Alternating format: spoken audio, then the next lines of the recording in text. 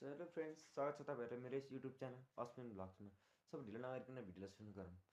आज चाहिँ म एउटा सानो कथा लिएर आएको छु क्या। त्यो कथालाई चाहिँ राम्रोसित सुन्नु होला। जस्तै अब एकादेशमा चाहिँ अब एउटा के अरे खरायो थियो अरे होइन।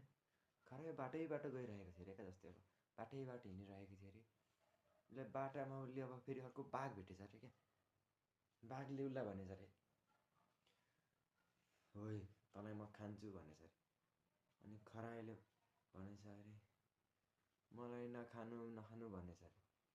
अनि बाघले भनेछ अरे, ल म तँलाई खान्न, तर तैँले मलाई अरू केही खानेकुरा ल्याइदिनुपर्छ भनेछ अरे। हुन्छ भनेर खरायो गएछ। बाघ त्यहीँ पर्खिरहेको छ। खरायो गएछ, यताउति खोजेछ, खोज्दा गरेर चाहिँ उसले चाहिँ के गरेछ, एउटा गधालाई भेट्टाएछ क्या।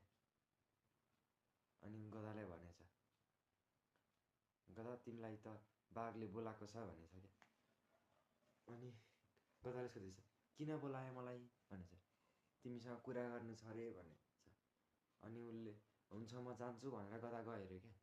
जस्तै अब गधा गइसकेपछि के भयो, उसलाई बाघले त अब खरायोले त बाघलाई म ल्याइदिन्छु खानेकुरा भनेको थियो नि त। उसले अब गएपछि त उसलाई झम्टेछ। उसको के गर्दैछ, पुच्छर टोकिदिएछ क्या। पुच्छर टोकिदिएर ऊ अब फर्केर आएछ। अनि फेरि खरायोलाई भेटेर सोधेछ अरे। अब सोधेछ अरे, उसले भनेछ, मेरो तपाईँले पुच्छरै टोकिदियो भनेर सोधेछ। उसले भनेछ, तिम्रो पुच्छर काम थिएन होला, त्यही भएर त टोकिदियो नि। त्यो पुच्छरले तिमी के गर्छौ र, त्यो हल्लाउने नि त हो भनिदिएछ अरे। अनि त्यसपछि फेरि जाऊ, तिम्रो त्यो काम छैन मात्र टोकेको हो, तिमीलाई उसले बोलाएको छ। फेरि अर्कोचोटि गएछ अरे। अब के भएछ, अर्कोचोटि जाँदाखेरि उसको कान टोकिदिएछ अरे क्या, झम्टेर कान खाइदिएछ एउटा कान। अनि उसले फेरि आएर बाटोमा भेटेर खरायोले सोधेछ अरे क्या, मेरो त कानै खाइदियो भनेछ अरे। अनि खरायोले भन्यो, त्यो तिम्रो एउटा कानले सुनिहाल्छ, अर्को कान किन चाहियो भनेर खाइदिएको क्या। फेरि जाऊ भनेछ अरे क्या। अर्कोचोटि फेरि गधा गएछ अरे क्या। उसलाई गएपछि गधालाई बाघले खाएरै मारेछ अरे क्या, खाइसकेछ अरे।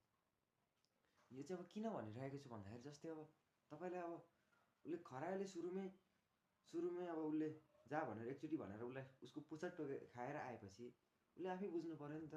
एकचोटि जुन चिजबाट धोका पाइन्छ त्यसले पछि पनि धोका दिन सक्छ भन्ने कुरा आफैले बुझ्नु पऱ्यो नि त।